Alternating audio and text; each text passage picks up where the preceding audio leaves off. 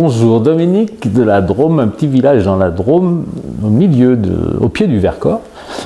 Et donc tout heureux de cultiver la terre. Donc je travaillais sur une petite ferme donc de 40 hectares, à côté donc d'un élevage où j'élève 2000 poules pondeuses. Et j'essaye de cultiver tout ça au naturel.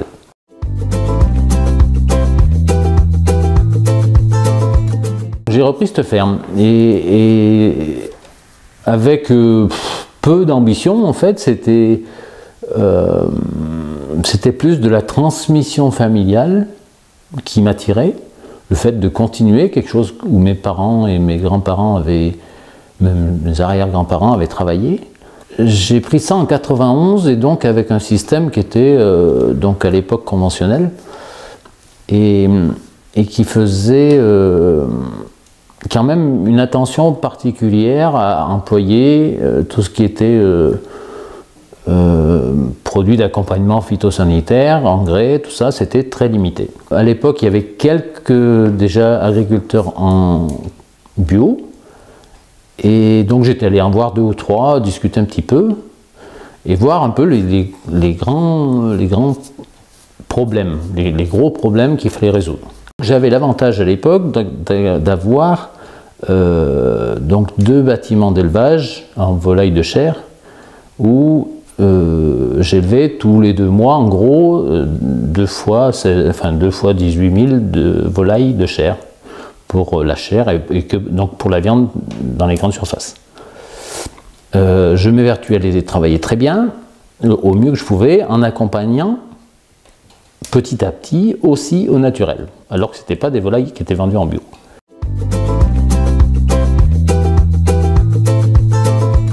J'ai eu des résultats surprenants.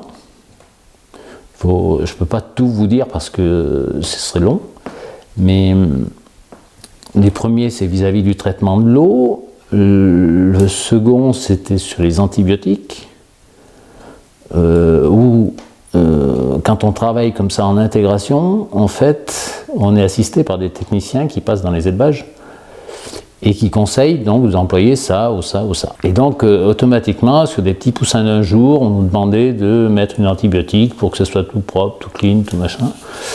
Et j'ai pas été emballé par ce phénomène. Donc du coup, je dis je vais essayer de travailler autrement. Alors j'ai essayé un petit peu et j'ai eu la chance d'avoir une vétérinaire qui m'accompagnait dans ce sens, et qui pas que moi d'ailleurs, plein d'éleveurs, où on a essayé de travailler en homéopathie. Et je dois reconnaître que ça m'a beaucoup étonné, parce que l'homéopathie, chez les humains, on dit c'est un placebo, on peut dire. Chez les animaux ne mentent pas. Et quand on voit des petites expériences comme 30 millilitres d'homéopathie dans 1000 litres d'eau, et puis que 5 minutes après, toutes les bêtes sont pendues aux abreuvoirs, c'est qu'il y a quelque chose. Et justement, ce qui me passionne, c'est quelque chose dans l'infiniment petit. L'infiniment petit, en fait, quand on raisonne, je dirais, synthèse, avec des molécules de synthèse, alors maintenant ça s'est beaucoup affiné, mais on raisonnait plutôt sur un phénomène de quantité, et de quantité qui avait, c'est vrai, des effets, mais beaucoup d'effets contraires. Alors l'avantage de l'homéopathie, je dirais que c'est un des premiers avantages, c'est que derrière, il n'y a aucun effet indésirable. Donc du coup, j'ai commencé comme ça. Et puis petit à petit, donc on était sur ces élevages de volailles, on était encadré par ces techniciens, on nous fournissait des poussins, on nous fournissait de l'aliment, et l'aliment, on ne savait pas ce qu'il y avait dedans. On ne savait pas ce qu'il y avait dedans, bon, on nous disait qu'il y avait ça, mais je veux dire, on n'avait jamais les prémix, on ne savait jamais les prémix, et le problème des prémix, c'est que c'est un peu top secret. Bon, toujours est-il que ça marchait très bien en élevage, en accompagnement naturel, avec des désinfections naturelles, parce que c'était pareil, au début on devait désinfecter avec des produits de synthèse, qui étaient assez difficiles à supporter, parce qu'on ne pouvait pas rentrer dans le bâtiment pendant 24 heures, enfin il y a plein d'inconvénients. Donc du coup, j'ai essayé avec des produits naturels, en l'occurrence des huiles essentielles, et ça marche très bien.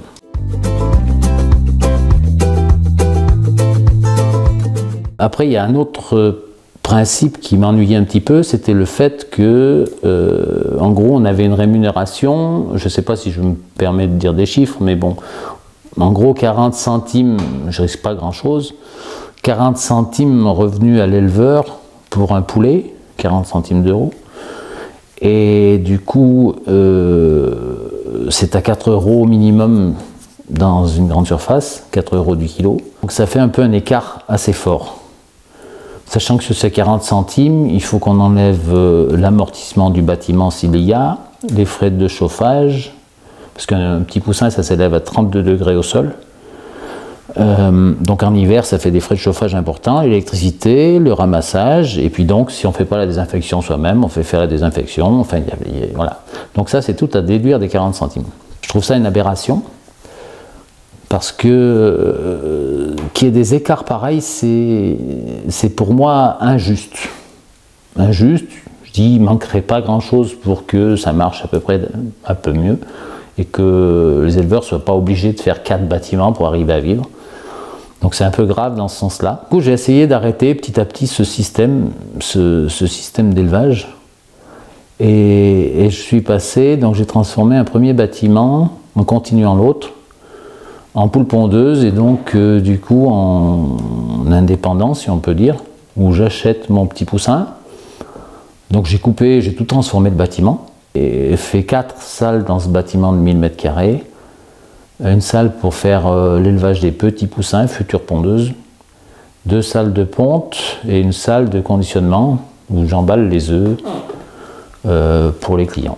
Donc je suis parti un petit peu avec l'envie que j'avais de cultiver la vie et essayer de respecter un petit peu plus mes ambitions. Donc j'ai démarré ces 2000 petits poussins, ça s'élevait aussi bien que des petits poulets. Par contre, des petits poussins qui doivent devenir des poules pondeuses, et ben c'est pas des petits poussins qui deviennent des poulets. Donc plein de petits problèmes de départ, mais bon, on y est arrivé quand même, mais c'est pas du tout tout simple.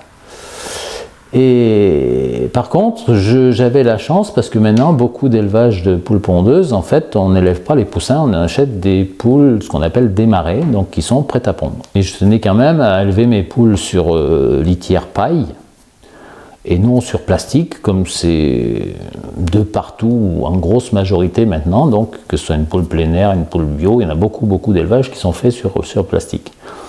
Donc j'étais quand même attiré par ce naturel et donc je voulais continuer sur paille.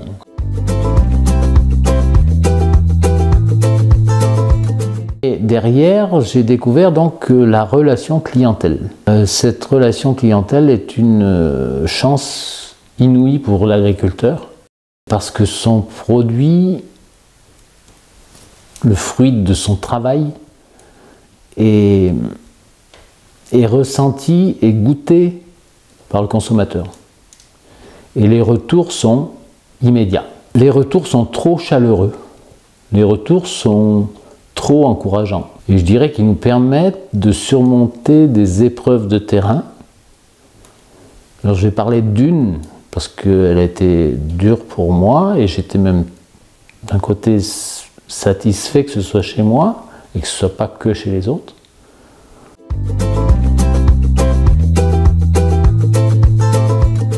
Donc j'ai eu la malchance, si on peut dire, qu'on me découvre au cours de prélèvements obligatoires. Toutes les 15 semaines, on est tenu de faire, tout au moins dès que les élevages dépassent 250 poules, on est tenu de faire ce qu'on appelle les contrôles salmonelles. Normalement, on doit avoir 0 salmonelle dangereuse. Soi-disant, il y en a 3 qui sont dangereuses pour l'être humain. Donc du coup, je me suis retrouvé avec un échantillon positif et de ce fait-là, les services vétérinaires bloquent complètement la production. Du coup, j'étais obligé d'arrêter ma vente. On m'a bloqué tous les œufs. Il y avait 50 000 œufs en stock parce que j'avais plus le droit de commercialiser. Et derrière, on m'a obligé à supprimer les volailles. Donc il fallait faire partir les volailles à l'abattoir, donc obligatoirement se séparer des volailles. Et à côté de ça, j'avais l'autre salle où justement j'avais pas de salmonelle, mais vu que c'était sur le même site, on m'a demandé de faire la même chose sur des jeunes poules de 30 semaines et ça m'a été très dur. Donc, je peux pas l'oublier. Et c'est vrai que je suis content, malgré tout, que ce soit arrivé chez moi. Parce que du coup, ça m'a permis de ressentir ce que certains éleveurs peuvent ressentir. Quand on leur dit ça pour de la volaille, mais aussi des grosses bêtes auxquelles on s'attache plus. Donc du coup, on m'a demandé de le faire, je l'ai fait, sachant que on avait cette salmonelle que sur la litière. C'est-à-dire qu'elle n'était pas sur les parois, elle n'était pas dans les nids, elle n'était pas sur les tapis qui ramènent les œufs pour qu'on puisse les ramasser plus aisément. Elle n'était pas dans la salle de conditionnement et il n'y en avait aucune dans la salle des jeunes poules. Donc je trouve que c'est un abus très très très prononcé et grave. À tel point on est encore en train de se battre avec d'autres éleveurs là pour essayer de faire changer ces lois. Mais c'est inadmissible alors que il y a une attention particulière pour arriver à faire de l'œuf, je dirais, qui n'a aucune crainte vis-à-vis du consommateur. Donc on voudrait faire changer la loi et la faire évoluer sur le fait qu'on puisse passer à contrôler les œufs au lieu de contrôler une ambiance bâtiment. Parce qu'une ambiance bâtiment, elle n'est pas tenue qu'à des poules, sachant que c'est des poules qui courent dehors.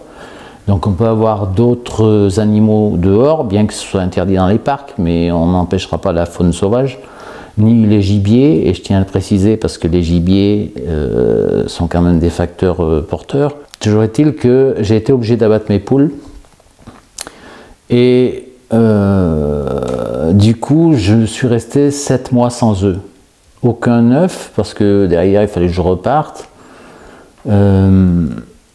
Que ça faisait quand même une dure épreuve, et donc repartir, réinvestir dans du petit poussin, le nourrir pour 16 ou 18 semaines après avoir les premiers œufs, parce que pour redémarrer en plus il faut un 0 salmonelle, donc il faut tout laver, tout rééchantillonner, et à partir du moment où il y a 0 salmonelle, on a le droit de redémarrer.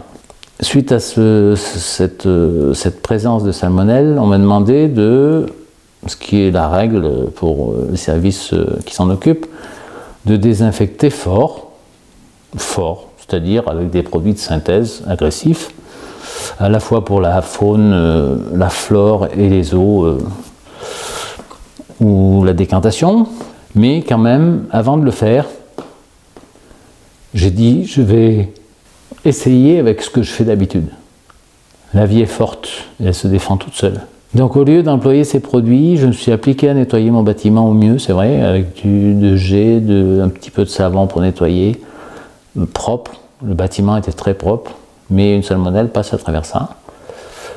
Et donc même les abords, je n'ai pas fait grand chose, si ce n'est nettoyer ce que je pouvais. Je dis je vais réessayer avec ce que je fais d'habitude. Donc en l'occurrence, des huiles essentielles et des ferments lactiques. Et il se trouve qu'ils ont trouvé 0 salmonelle aussi. Donc on est à l'évidence que les produits naturels marchent. Et par rapport à ça, je dois dire qu'il n'y a aucune publicité dans ce sens, de la part de ces services.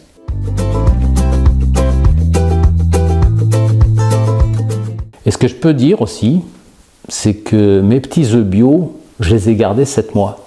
Et pendant 7 mois, j'ai mangé mes œufs. Donc des œufs qui ont 7 mois, ils sont encore bons. Pourquoi on met 28 jours sur des œufs? Pourquoi on met 28 jours de dessert? Je veux dire, c'est anormal. Sur des œufs de qualité, on peut garantir une durée. 1 mois, ça ne crée rien du tout. 2 mois, ça ne crée rien du tout. On voit la qualité d'un produit et sa durée dans le temps. Pour l'agriculteur, c'est la même chose. On vérifie l'agriculteur dans le temps. On vit dans une société où on raisonne dans l'immédiat, juste devant le bout de son nez. L'agriculteur a la grande chance d'être obligé de regarder loin.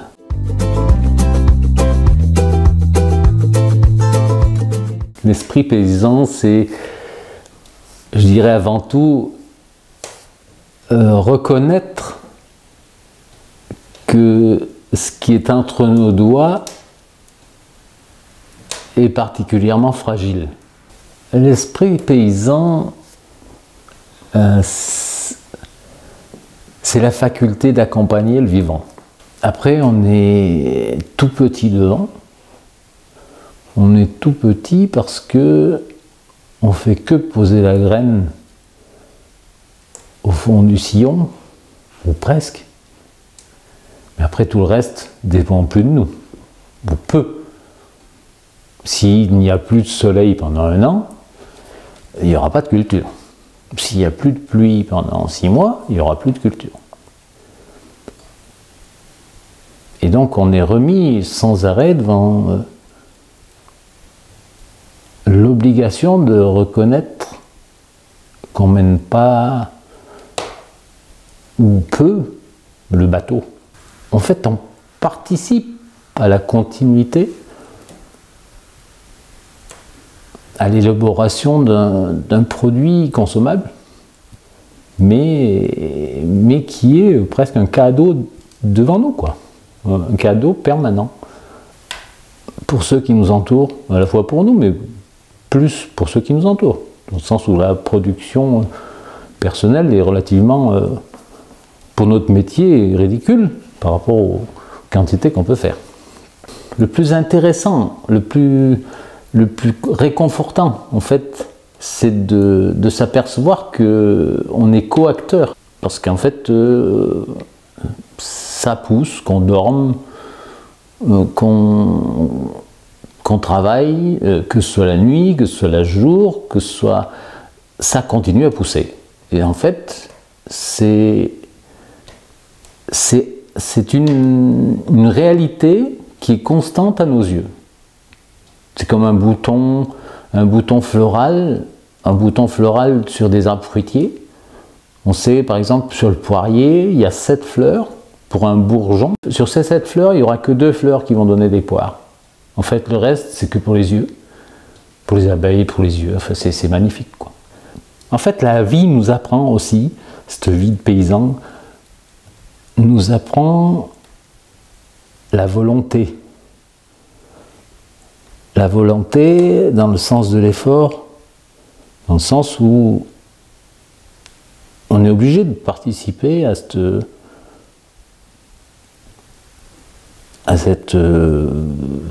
comment il faut dire ça, difficulté d'enfantement de la vie. Un accouchement se fait, pour une majorité de personnes dans le monde, se fait encore dans la douleur, et ça fait partie de la vie.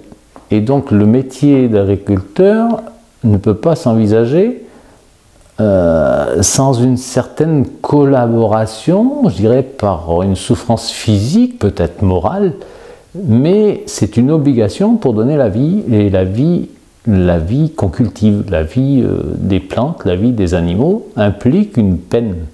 La souffrance fait partie de la vie. Et notre société l'enlève au maximum. Il ne faut absolument pas le voir. Mais c'est pas possible. La vie est comme ça. Ça fait partie de la vie. Alors il y a un proverbe chinois qui dit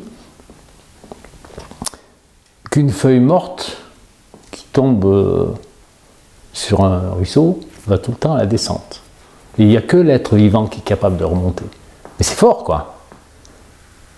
On n'est pas fait pour suivre le courant, on est fait pour aller à l'envers du courant tout le temps. La souffrance fait partie de l'homme. C'est un super beau métier, c'est le plus beau métier du monde.